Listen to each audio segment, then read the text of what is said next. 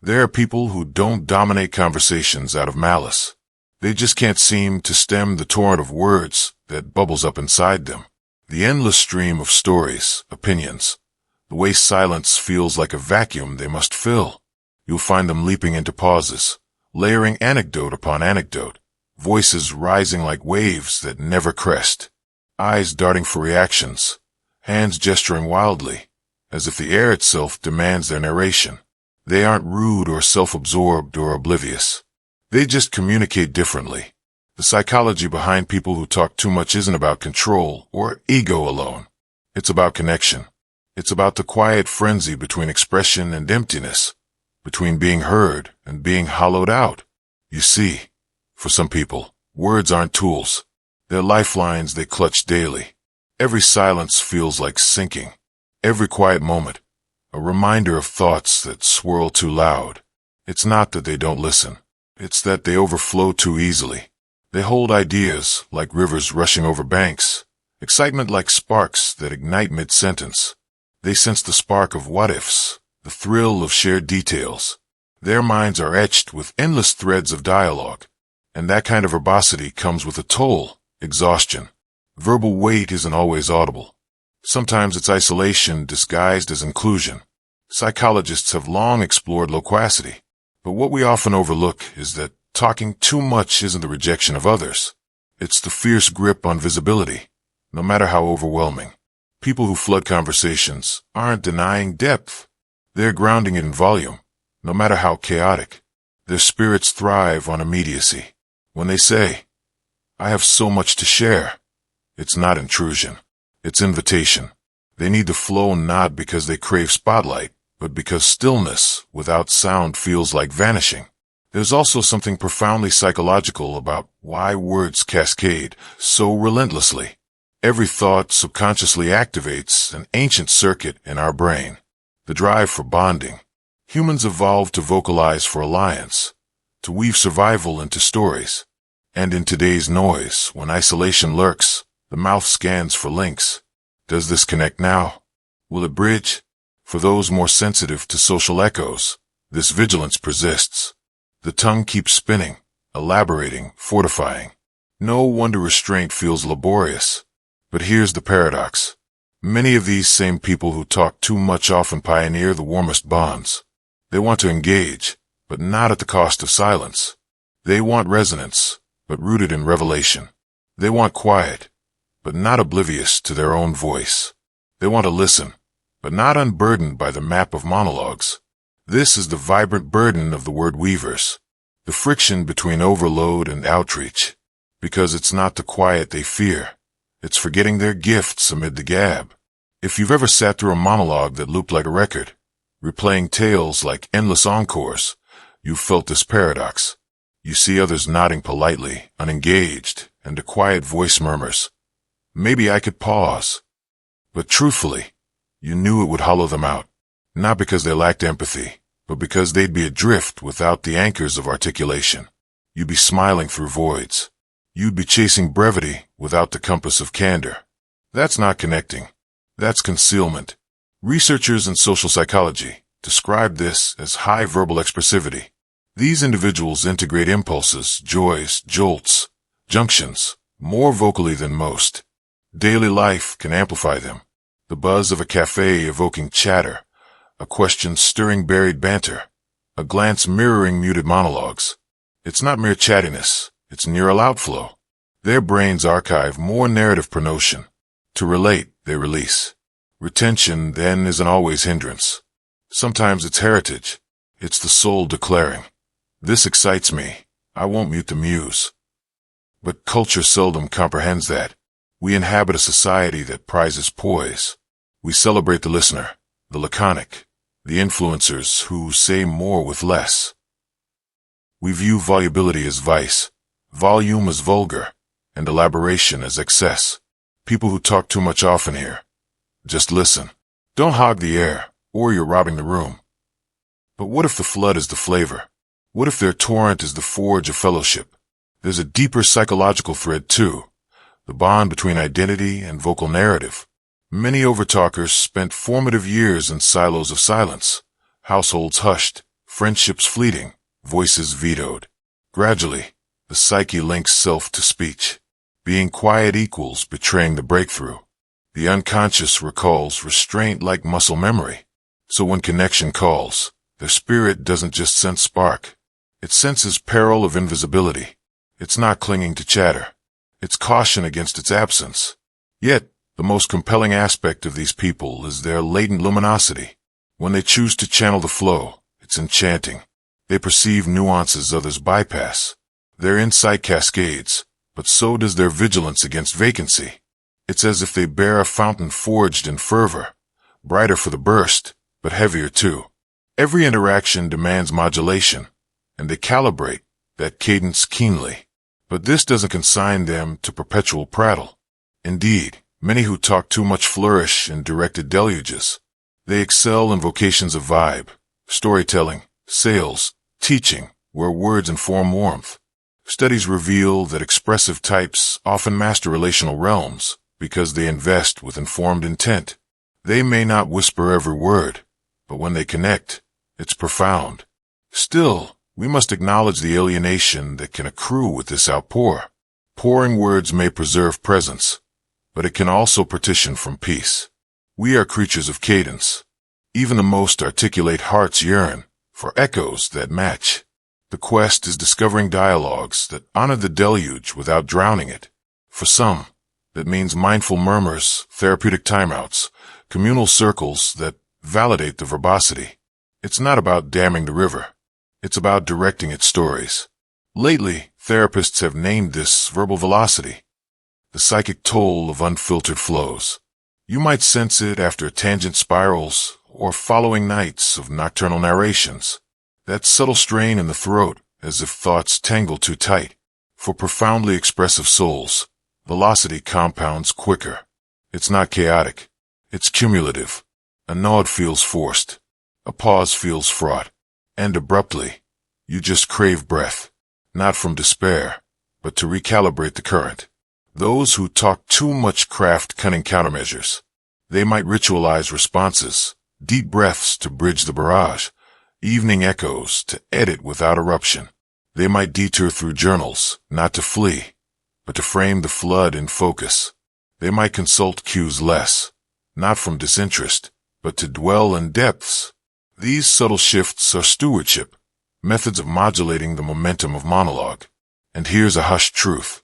Verbosity isn't invariably vice. At times, it's virtue. Discernment of details, reverence for rapport, fidelity to flow. That's psychological prowess at play.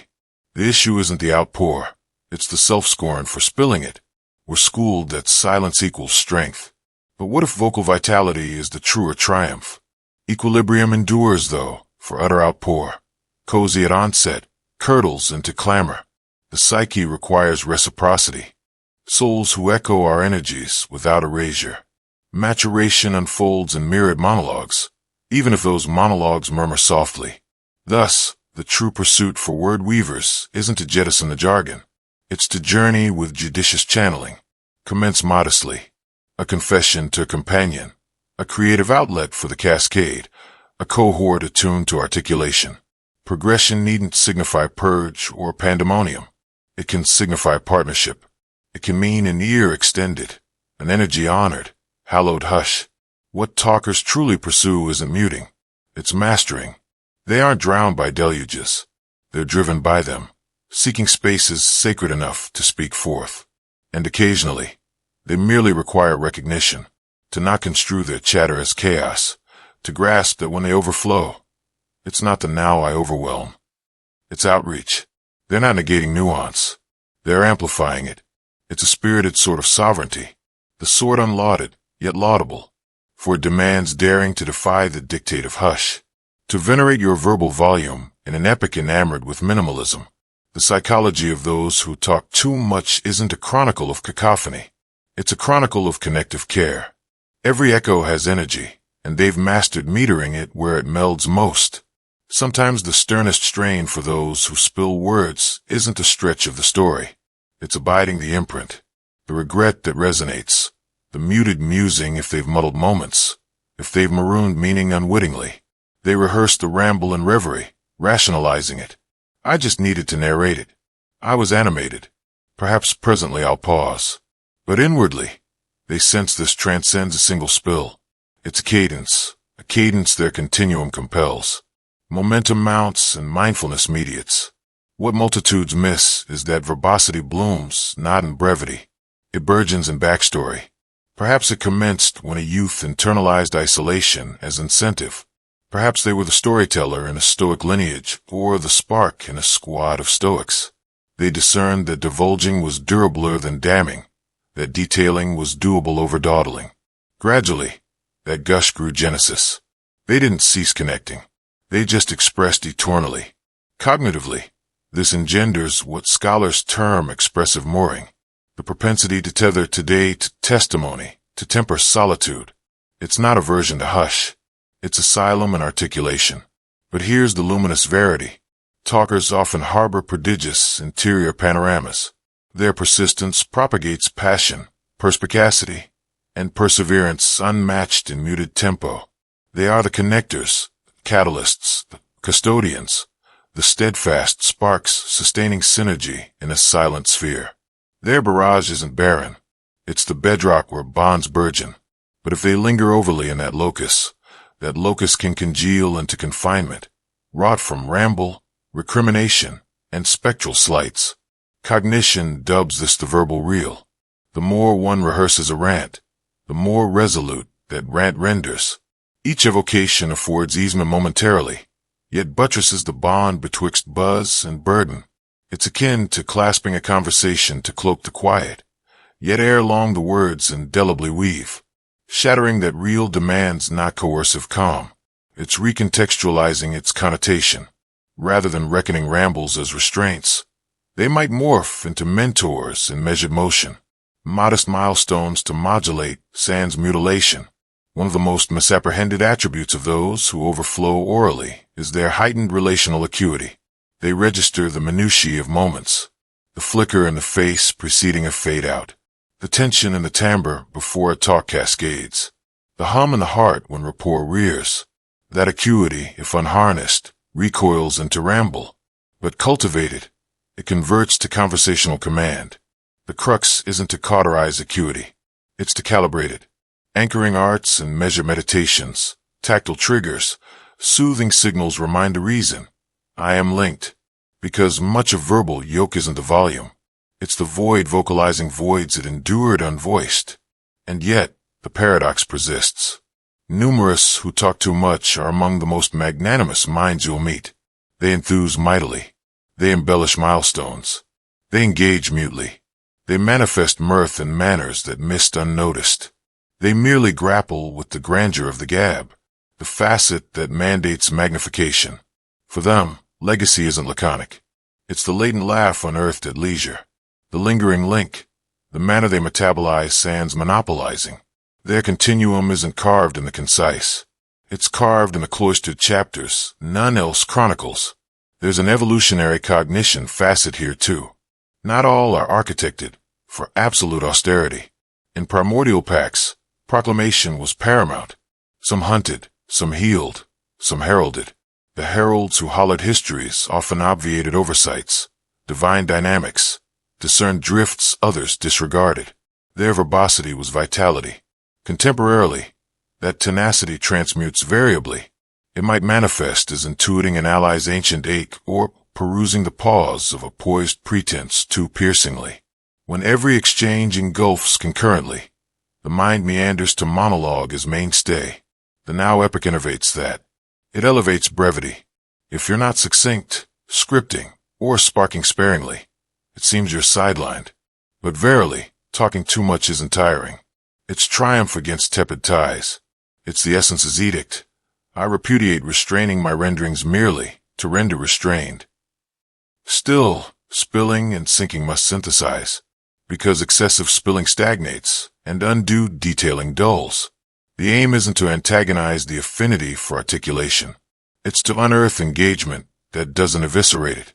In counsel, a notion termed graduated garrulity obtains.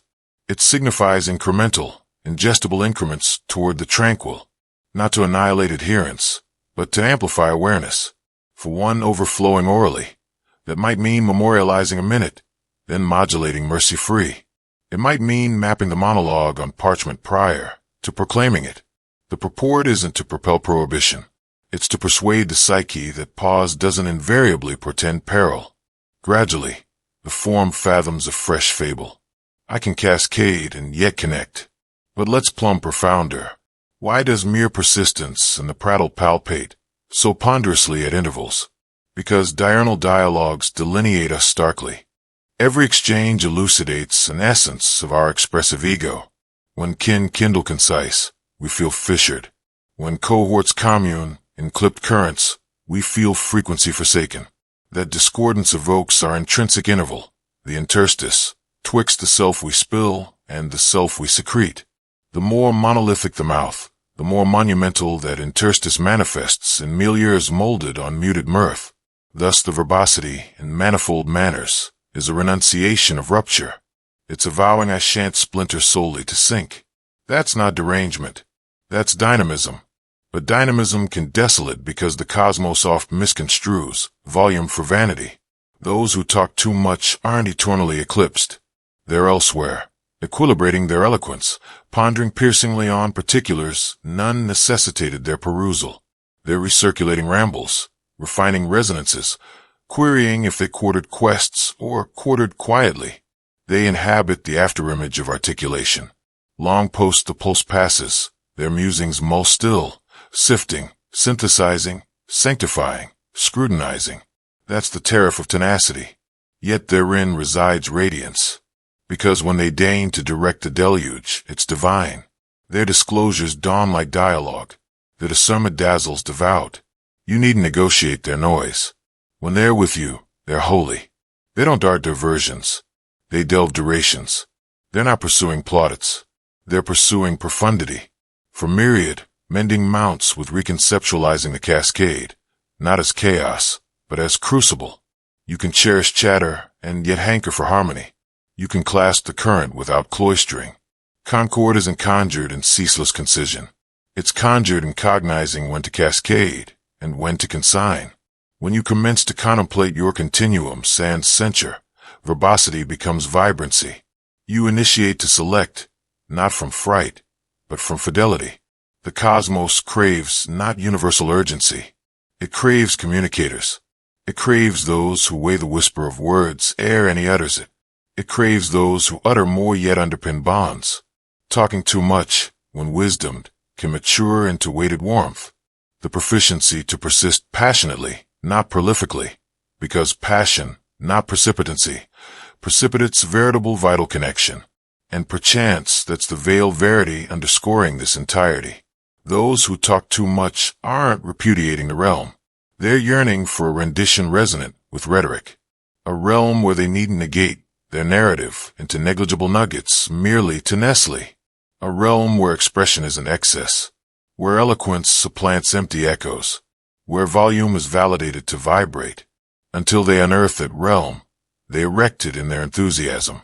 And at times that's the most meticulous mode of momentum. Because one dawn when they deign to direct the deluge in dance, they'll do it distinctly. They'll no longer labor to lessen the language. They'll simply search seasoned, spirited, sublime, and those who witness will intuit it. That persistence unbeseeching prominence, that poise unpropitiating acclaim, that's the potency of those who erstwhile overwhelmed, they emerge enriched. And perchance that's the precept for us all. Vitality doesn't dawn in the dash. It dawns in the delve, in discerning yourself densely enough to dawn as one dynamic. When you comprehend your own cascade, you finally harbor heft worth hauling. When you hallow your own hall, you finally forge foray to enfold others. Those who talk too much aren't fractured. They're forging the sort of spark that renders veritable voyage viable. And when they finally vocalize, it's not vanity, it's veracity.